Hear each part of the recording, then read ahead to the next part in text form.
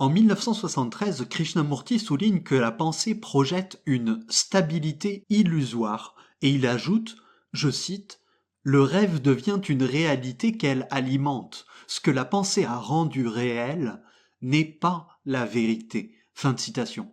Plus généralement, la vérité n'est pas la réalité. Si l'on entend par le mot réalité ce qui apparaît dans la conscience, le contenu de la pensée, ce que Krishnamurti caractérise en 75 comme, je cite, tout ce à quoi la pensée pense. Fin de citation. Mais la pensée ou la conscience elle-même n'est-elle pas vraie lorsque, en tant que réalité, elle est fidèle à ce qui est et fonctionne correctement, comme le pense David Bohm?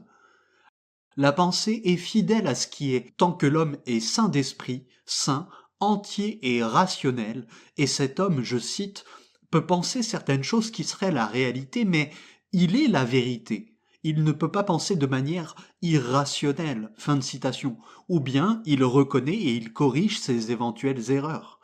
La vérité, je cite, inclut tout ce qui est, fin de citation, y compris les autres hommes ainsi que la nature, ce qui suggère qu'elle est une, là où la réalité est composée de choses multiples. L'homme qui est vérité comprend et perçoit la réalité, et comme le conditionnement des choses fait partie du réel, cet homme est libre de tout conditionnement, mais notre conscience ne peut pas comprendre ou faire entrer en elle la vérité, ni s'approcher de la vérité parce que elle comporte des connaissances irrationnelles. Cette conscience, que Bohm juge fausse parce qu'elle ne fonctionne pas correctement, cette conscience est embrouillée, confuse et en ce sens contradictoire. L'énergie que lui procure son contenu, donc la réalité, cette énergie est différente de l'énergie de la vérité. La partie de l'énergie de la réalité qui a dévié du droit chemin peut néanmoins retrouver ce droit chemin et, dans ce cas, cette partie de l'énergie de la réalité est une réalité sans contradiction. Mais cette énergie ne peut pas entrer en relation avec celle de la réalité. La connexion n'a lieu que dans le sens contraire. Lorsque cette connexion est établie, je cite, la réalité devient vraie et ne gaspille pas d'énergie, ni ne crée de confusion. Fin de citation de David Bohm. Pour Krishnamurti, la méditation consiste dans cette vision de ce qui est, et non pas dans le passage d'une réalité à une autre.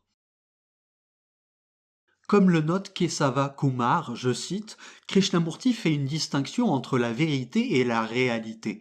Il appelle réalité le domaine de la pensée. La réalité est ce qui est assemblé par la pensée. C'est la connaissance de la pensée abstraite et elle inclut à la fois la connaissance rationnelle et irrationnelle. La connaissance rationnelle est celle qui est factuelle, logique et bien raisonnée, tandis que la connaissance irrationnelle est de nature psychologique. L'irrationnel est fictif et spéculatif. C'est le résultat de l'invention de la pensée en vue de la sécurité psychologique et l'irrationnel est responsable de la division, du conflit et de la misère dans la vie et dans le monde. Krishnamurti soutient que la fin de la réalité, dans son sens psychologique, entraîne une transformation dans l'esprit.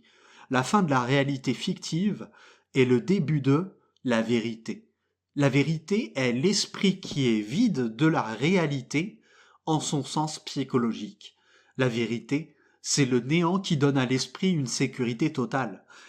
L'esprit qui n'est rien agit sainement dans le monde de la réalité factuelle. Fin de citation.